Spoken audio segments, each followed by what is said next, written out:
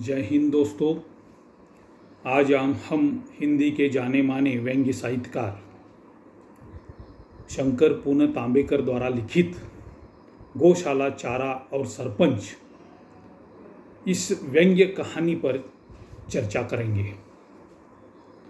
आधुनिक हिंदी व्यंग्यकारों में शंकर पूर्ण तांबेकर जी का नाम सुप्रसिद्ध है। उनके लेखन की विशेषता है व्यंग्य के तीखे बाणों के माध्यम से सामाजिक विसंगति पर प्रहार करना। भ्रष्ट तंत्र और भ्रष्टाचारिता का विरोध इनकी सृजनात्मक किताबों में पाया जाता है। गौशाला, चारा और सरपंच इसी तरह की व्यंग्य कहानी है। इसमें चारा घोटाले की कहानी को विश्लेषित किया गया है। एक गांव था। गांव में एक गौशाला थी।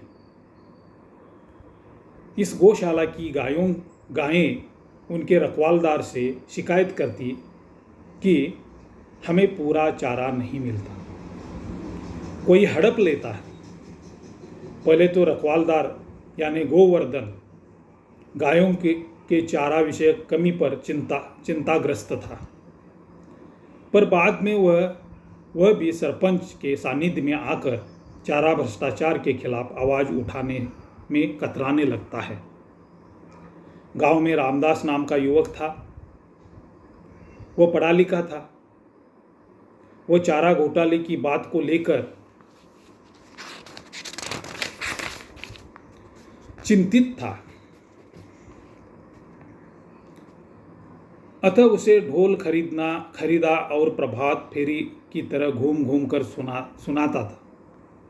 सुनो भाइयों सुनो, कैसा जमाना आ गया है। आदमी जानवर बन गया है। वह हमारे पशुओं को भूखा रख उनका चारा खुद खा जाता है। लोग रामदास के इस कार्य की सराहना करने लगे, परंतु इस अभियान में खुद सहभागी नहीं हुए, क्योंकि वे सरपंच से डरते थे। सरपंच ही चारे का बड़ा हिस्सा हड़प जाता था। रामदास के ढोल से गांव का सरपंच ज्वाला प्रसाद तिलमिला उठता है। सरपंच ने रामदास को घर बुलाया, पर वह नहीं आया। सरपंच ने खुद रामदास के घर जाकर धमकी दी कि ऐसी हरकत ना करे, वरना इस ढोल पीटने का नतीजा अच्छा नहीं होगा। रामदास इसे डरा नहीं। सरपंच ने कल्लू गुंडे को घर बुलवाया। कल्लू ज्वाला प्रसाद के एक इशारे पर मारपीट करता था, पर इस बार उसने ऐसा नहीं किया। वह भी रामदास की बातों से सहमत था। ज्वाला प्रसाद ने एक बैल खरीद लिया था। उस बैल को खेती करने नहीं, वरना चुनाव जीतने के लिए खरीदा था। उसकी इस हरकत को देख उसकी पत्नी ने उस पर व्यंग्य कसना शुरू किए। फिर भी ज्वाला प्रसाद चुनाव जीत लेता है।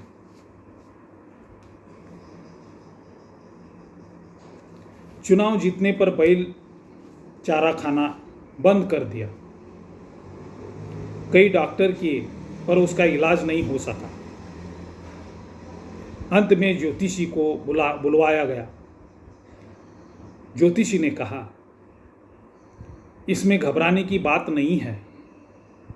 यह कोई सामान्य बैल नहीं, चुनाव जीत कर आया है और वह सामान्यों की तरह चारा नहीं खाएगा।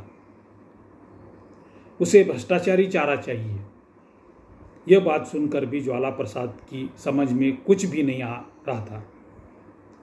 लेकिन जब उस बैल को गौशाला से चुराया हुआ चारा खिलाया गया, तब बैल ने बड़ी खुशहाली से खाया। रामदास ने अखबारों के सहारे सरपंच के चारा घोटाले को फैलाया।